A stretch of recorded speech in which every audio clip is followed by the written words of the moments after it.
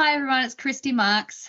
And I'm Dan. And we're Embrace the Crazy, where we talk about the struggles of real life and the craziness of having 4 kids and a dog and how we manage that. So today I thought we'd talk about 4 times the fun, or is it bloody hard? So having 4 kids and what is the reality of that? So I'd like to talk about handling the volume of 4 kids and the stuff to be across. I'd like to talk about the hard stuff, but I'd like to finish on talking about the fun stuff because there's a lot. So let's jump right in. So in terms of handling the volume of 4 kids worth of stuff, and we've spoken about this before. You know, we have quite a large house. The kids have bedrooms. They've got stuff in them. The physical stuff irritates the hell out of me. The toys, the clothes, the amount of food, the drinks, and what that looks like in our house, our car, our house, our backyard, it's ridiculous, right? Definitely. Yeah. So, you know, I think in terms of managing that, it was a lot more difficult when they were littler because I had to carry everything. I had to do everything. But now that they're getting older, it's been made a little bit easier because I can just say to them, okay, everyone grab a drink bottle and something to eat because I'm not carrying it. Or if someone brings a bag, I have to say to them, I'm not going to carry that. You're going to carry that because I have my own stuff to carry. Why are you laughing? It's like a broken record, those lines. We hear them and I say them as much as well.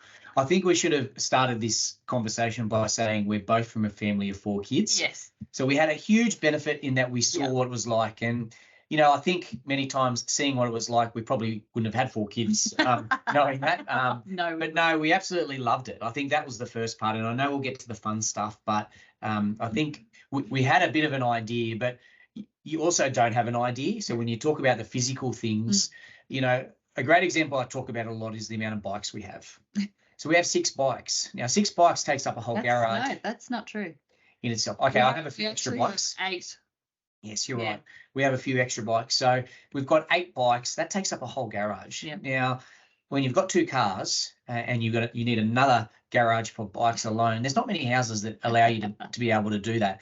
And then you add on to that scooters, and then you add on to that sports equipment. So how we survive being able to walk without not falling over and kicking our feet every single day is a miracle. Probably happens once a week. So that does occur, but it's not every day, and who knows how it doesn't with all that stuff around. Well, I tripped over your shoes last night, so you know, let's shoes is another really big one. I think I try and once a week minimum go around the whole house and pick up all the shoes because there's at least 8 to 10 pairs of shoes that I'll have to pick up as a result of that. And Christy, you're pretty good at that too, I will be honest. I do it a couple of times a week, but I also make the kids do it. Before, you know, in the evenings when I'm preparing dinner and they want to go and watch TV, I said, no, you have to clean up anything that's yours, that's in the house, that isn't where it's supposed to be. You have to put it away. And this is a huge thing that I say all the time. I am not your slave. I am your mother or your wife. So I've been really, as the kids have gotten older, I've been really strict on, you know, I'm not going to do this for you because I'm trying to teach you to be an adult. The food's a big one as well, isn't it? And it's so funny. I think back to when I went and helped Mum, probably not a lot, but helped Mum out at the shops. We'd have 2 trolleys.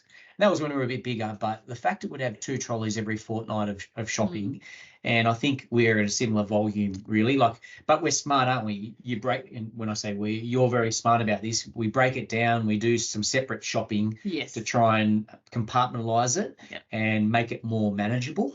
And we're really lucky here in Canberra. We've got, you know, some beautiful options in terms of fresh fruit and veggies, and you know, I don't just do it all. I sometimes do it all in one stop shop, but I tend to like do the bakery, the butcher, the fruit and veg, and the groceries all in different spaces, so that it kind of gives me a bit of a chance to breathe, and then I end up not only having 1 trolley per stop rather than, you know, 4 trolleys at one stop, which would actually be very interesting to try and do. The other thing I want to talk, so that's I don't want to talk about the physical stuff. It gives me anxiety just thinking about it. The one thing I did like, and we'll move on, is I love how you used to rotate toys. And I think when you got 4 kids, this is a really big factor, because the amount of houses I've gone to where everyone's toys are stored and they have everything from when they were 0 to when they were 8, 10, 12. The volume is incredible, but you were really smart at rotating toys. So we'd have some storage area where we'd keep a lot of the toys and we'd only bring out a certain amount, and then they would rotate. I really like that approach. And then I also like the disappearance approach. I thought that was a really good one as well, where some toys would just disappear and they would go to other families and other areas because they need it more than what we did. And I love that approach. And yes, it means we lose some things that we loved and had great times with, but it means someone else can. And that's really important. I feel like that was a little reminder for me to rotate the toys out. No, but I also try and do a bit of a getting rid of stuff before Christmas, or before birthdays, or even just generally just throughout the year. Okay, we're going to have a look at our toy room. Is there things that we need to pass on to somebody else who needs it more than we do right now? Or if we don't play with this anymore, can we give it to somebody who'll really value it? So I do try and do that. So now that I'm getting a tick from talking about that, let's move on to something else. The emotional stuff, the personalities, the ups and downs of having 4 kids. I think the emotions is more about me than the kids. Well, it's both of them, isn't it? It is. It really is. Put those two together, and that's a firestorm, isn't it? Sometimes it is, yeah. Sometimes Dan walks into the house and I think probably he just wants to walk back out and not come back. Actually, yesterday morning I was putting the washing on the line and I said to Dan when I came back in, I was like, I felt like just walking out the door, just not coming back into the emotional turmoil that was going on. It is the end of term 3, and I live my life through school terms because I am a mother. So end of term 3 is always a hard one, especially kindergarten year. And I'm really noticing it this year. The emotions are very, very high. But in terms of handling stuff for kids, giving them space, we've spoken about this before. We don't want to rehash whatever we've spoken about before, but I also wanted to just call it out for anybody who hasn't listened to our previous podcasts. Giving the kids space, giving each other space if we need it in terms of emotions, or giving the kids what they need. And I'd like to do another podcast on managing how we provide for all the needs for our differing children and their differing personalities and their differing emotional needs, because that just needs a whole other podcast. And we've recently spoken about schedules and about how we manage that, and it's only going to get harder as the kids get older. With and I've noticed it since they've all started school. The birthday parties, the buying of birthday gifts, the food intake, the being able to provide shopping, to do shopping, to managing all of their sporting things, and it'll then reach out into their work life and all of those kinds of things until they're old enough to drive, and we'll just say bye-bye, you can do it yourself. Am I wrong there? No, you're right. You're right. I like the emotional side because it really shows the person. And when you've got 4 kids and a big family, you get lots of varieties of that. You do. And sometimes it complements each other. Oftentimes it's like a domino effect or a firecracker effect, as I'd probably call it for us on many occasions. But I think there's some real big benefits with that. And one of the big benefits is that you really challenge each other. You really have a lot of resilience in big families. If you don't have resilience, you don't survive. And that's easy for the eldest to say, who I am. But I think, resilience is one of the things that you want your kids to have more than anything. Mm-hmm. Life is hard and life out there is challenging, and mummy and daddy aren't always around to look after the kids. So I think one of the big things that I see with all of those emotions and those personalities is it really gives them a good view of what life is, and it gives them a good view on how to handle life. Yes, you get picked on. You do. Well, guess what? That happens in the real world outside as well. Yes, you have people who are angry and you have to deal with them. That happens a lot. Sometimes you've got to make people feel happy or feel respected or loved. Hopefully most of the time. often not in our family, but although we work very hard at that. True. No, I'm just kidding. But that's really part of life, and I think you've got to embrace it. At the same time, you've got to try and harness it and support it, and you've got to manage it. Yeah. Just going on with that, picking on each other, and now we're moving into the hard stuff. The fighting, the bickering, the ganging up on each other, the picking on each other, the picking on us, the ganging up on us. Oh, mum's the worst, and I know that in my family we did it, and I'm sure in your family you guys did. Oh, maybe not. No. You guys were perfect. Yeah. So they never did anything bad. It's all your influence. Yeah, definitely. So in my family, of course, there was, there's always someone else. So there's always someone else to play with if you have a fight with somebody, but there's always someone else to fight with as well, And if you're in a I'm going to pick on everybody mood, as one of our children is quite a lot, you just go around and pick on everybody, and you just shout at everybody's soul. And I don't know how to I really struggle with that aspect of it. I really struggle with dealing with that kind of thing. Sometimes I just ignore it, and I have let our children at one stage into a room and I just went, go for it. I'm not stepping in. You guys go for it. And it was the funniest thing I've ever seen. Did it work out well? It didn't. No, and they didn't even. No. But they didn't even do anything. They were kind of, hitting, and I'm like, seriously? Yeah, I don't think they knew what to do. Whereas I feel as though if it had been my family, we would have just all punched on. Probably not the best strategy to be referring to, but it worked out well. When desperate times come to desperate measures, I guess. Well, what would you do if your mum said, "Oh, just go for it"? You'd probably be too shocked. I think some of the things we try and do, Christy, trying to bring us back onto a bit of a straight and narrow here, is we listen lots. Yeah. We also move quickly, and this is something I do, which is just how I am built. But I try and move on from things sometimes. Sometimes particularly when you have that picking and that relentless pain that's being onslaught onto someone, is I really try and make it move it. Try and move, whether that's physical location, topic of conversation, or just try and get things moving into another direction, so that you can kind of maybe push it to a side for a little bit. And usually that doesn't resolve things, but it's a starting point to try to create a different direction. You're very good at that. Well, it's something that I think, when your kids are really young, it's very easy to divert them, and you need to do that all the time. When they fall over and hurt their knee, when they're really sad, and the list goes on of those diabolical situations, being able to think creatively about, what do they love? What are they interested in? What do they really care about? What makes them feel like they're really important that you can focus on, or you can include them in, that is going to get them back to their place. And it's not about diverting and putting it all under the carpet. That's not what we're about here. But it is sometimes about saying, how are we going to get the best mode to be able to address this at a later point, or at the right point, that'll actually help them, particularly when you're talking about all the family being around at one time. Yeah. It never works in group supporting and group fixing in our situations. It doesn't, and we always go back, and we always talk about what happened, how it could have been better the next time if it happens again, and what to do in that situation. And it's usually revolves around, if someone's annoying you, you come and get us. You come and get us so we can step in. You don't try and fix it yourself, because it never works out. Well, sorry, you don't instigate a problem to try and fix it, which never works out.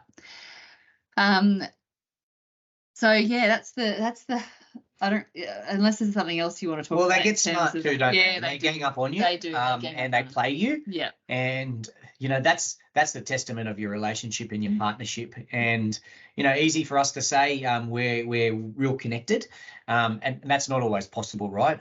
In many situations, but you got to think about, let's not let them play that game. How do we work in the right way to give them the outcome they want, but make sure that they see that we're agreed, we're together, we're aligned. I think that's so important, because I think if your kids start to chip away at you, then you're going to have always these little gaps in your relationship, aren't you? You're always going to have these doubts, and you got to be aligned, whether you agree or not, whether it's the right thing or not. You've got to be right behind each other, and you've got to support each other. And that sometimes means that you've got to go and talk, sit in the side and say, let's talk about this more, because I don't agree with what you're doing there, or I think that's not the right thing. Yeah. But you really got to try and show that line in front of the kids. Otherwise, they will play you. They will play against you, and they'll use it to their advantage, and they'll actually win, because they're really, really good at this game.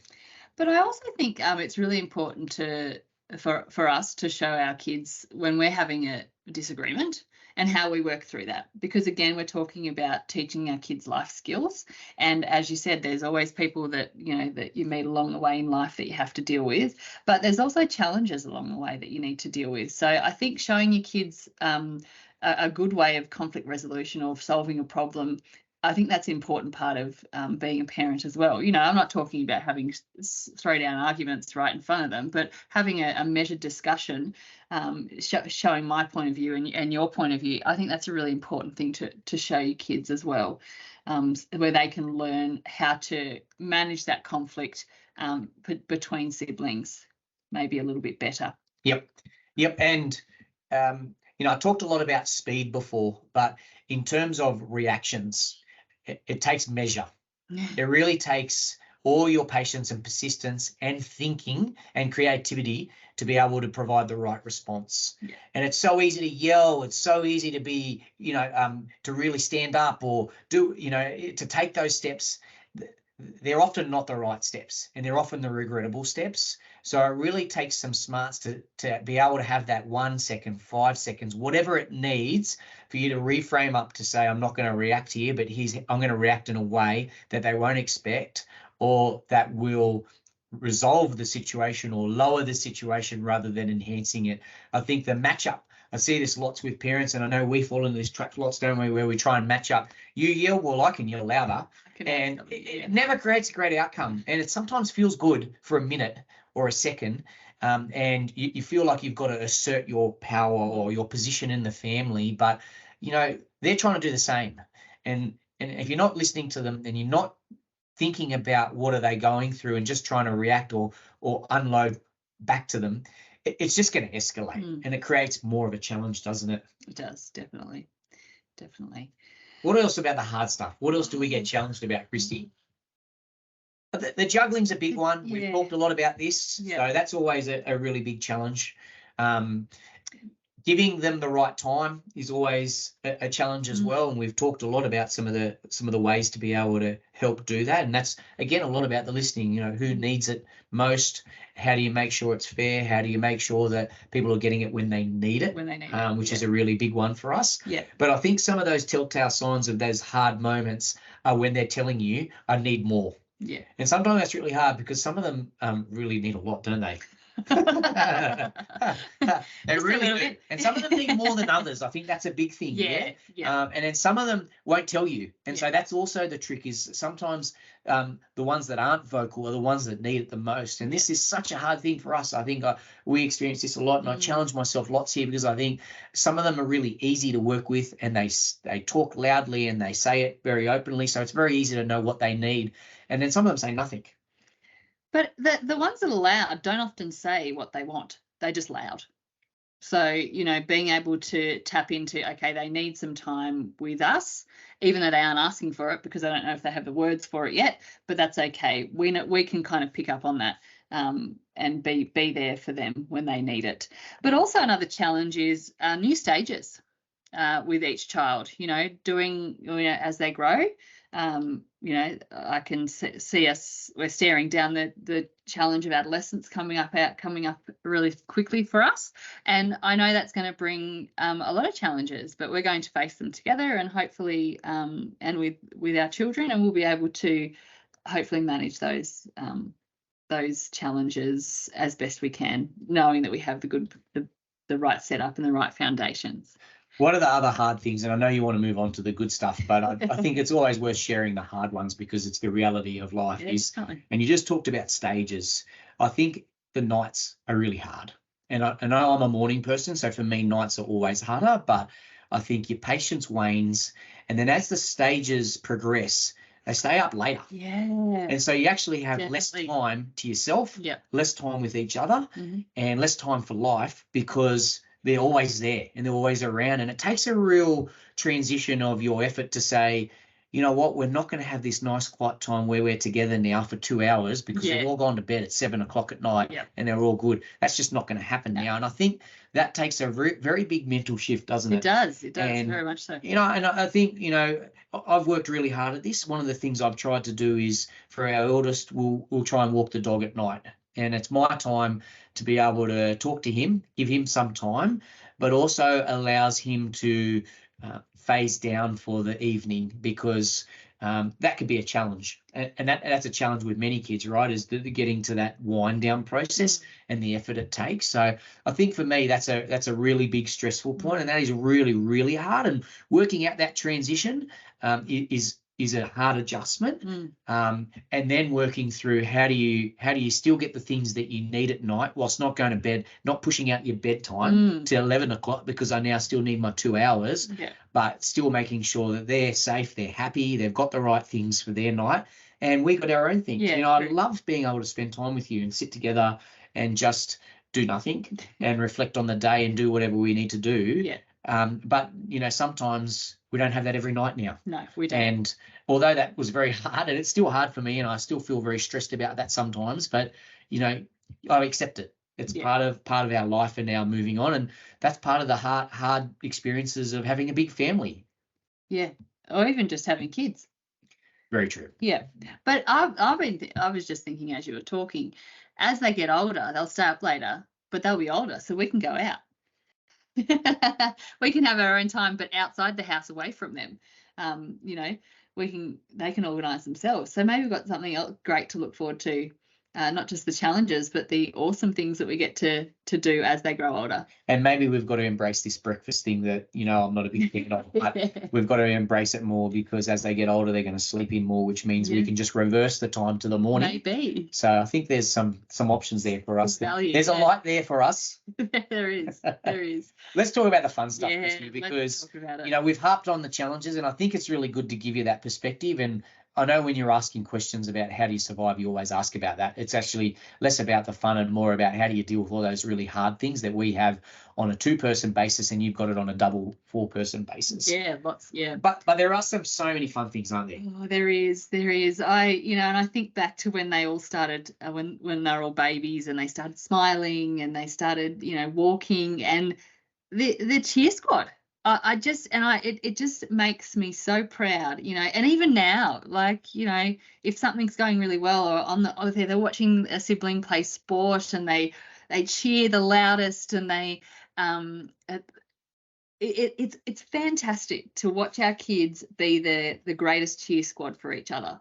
And, you know, of course, the rent-a-crowd situation, if you ever want, you know, a large portion of people, if you want a large group of people to come anywhere, you just give us a call, and we'll be there to cheer you on. And I love that. I love that. You know, as you know, talking about the bad stuff, you know, you see them pick on each other, and you see them, you know, be really unkind to each other, and then you turn around and then you watch them cheer each other on at whatever they do, and it's really nice. That warms my heart, and I love that about our family. And I also love, unless you want to say anything else, I also love the fierce protection they have of each other. You know, if we're out and one of them falls over, they all run over and they all check whether they're okay. Or, you know, there's, you know, been a time where, you know, our youngest was having a bit of an issue at the playground, and the boys just, you know, circle around her and brought her across to me, and, you know, or they try and figure it out, or they bring her over to me to try and figure out. And, you know, they can hate on each other so hard at home, but they can love on each other so well outside of the house. And then they do it inside the house as well, but mostly we get to see the bad stuff. But that really makes me proud that we're growing good humans. Oh, absolutely. I couldn't agree more. I think playing together, just seeing them interact together without you. You know, I think that to me is such an achievement on life. Yeah. It's such a satisfaction when you see them working with each other, having fun with each other, laughing with each other. That to me is what family is all about. And whether it's 1, 2, 4, or many more, I think we're fortunate. We think, 4 is a great number because 2 and 2 can play together and they can swap with each other. And there's so many great combinations there. But being able to see them work with each other and play with each other is really a incredible, very proud experience to have as a parent and in your family. A great example, and I just, you always hear me talk about sport. I love sport, but one of our sons was playing football, and one of the eldest sons was yelling out at him to encourage him. I've never seen him play a better game, and he looks up to him. There's no doubt about it, but just the ability for them to be able to do that. And yes, I might be someone who yells and encourages very regularly, but seeing it come from their brother, it had so much more power and so much more love behind it. And he wanted to do really good for it. And to me, that shows the beauty and the fun of big families is that you're able to share in that and be able to have that. So for me, but there's so much more, isn't there? Like you think about our table at night. Oh, yeah. It's just, there's so much going on. Yeah. There's so much happening. We talked about some of the challenges. Yes, some of those are there as well, but there's just so much fun and so much life. And I think about your family table and our family table, and they're our collective tables now when we're in Canberra or in Southern Highlands or wherever else we are.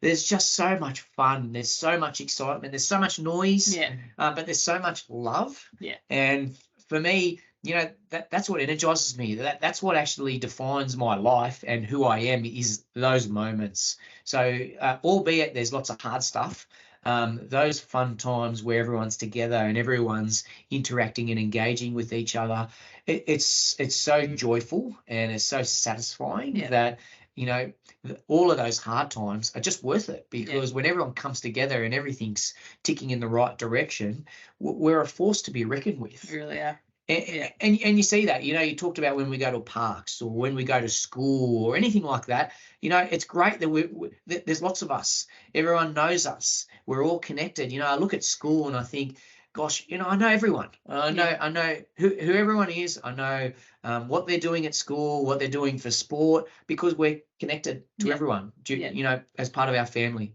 The other part I really love is that our kids have someone that's looking after them.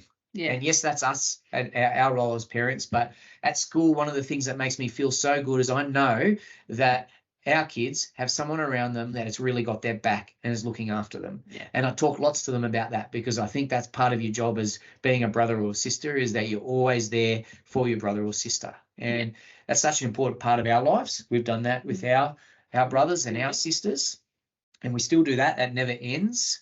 And sometimes we're not good at it. Sometimes we fail, but that's something that's very, very important to us. And we instill that a lot on our kids, because, that is what families are all about, is that you've got their back, you're right in their corner, you're really supporting them. And that's what makes families so fun. Yeah, definitely. Just one thing I wanted to touch on the other night when, I don't know, had you been out? I can't remember.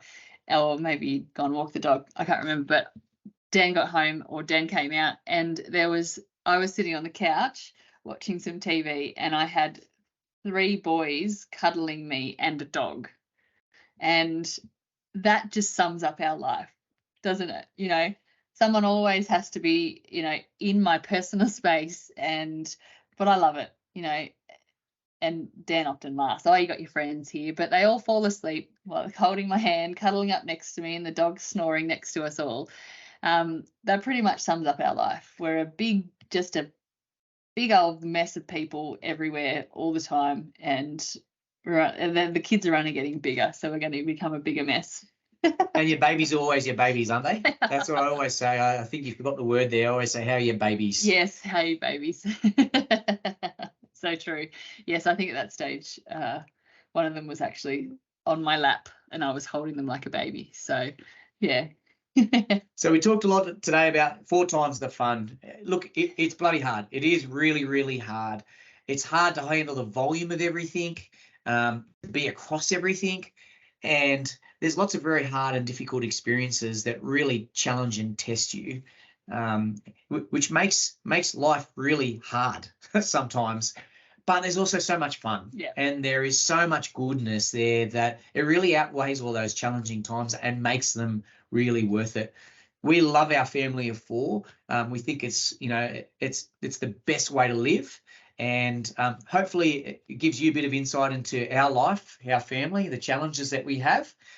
If you've got any feedback, let us know. We're really keen to hear on what you think and any ideas or thoughts that you have. But been great talking to you. Is there anything you wanted to close out on, Kristen? No, that's all good. Any things that you feel like you relate to as well, or anything, any new things that you think we should try? We'd appreciate all the help we can get. Thanks, everyone. Have a great day and talk soon. See ya. See ya.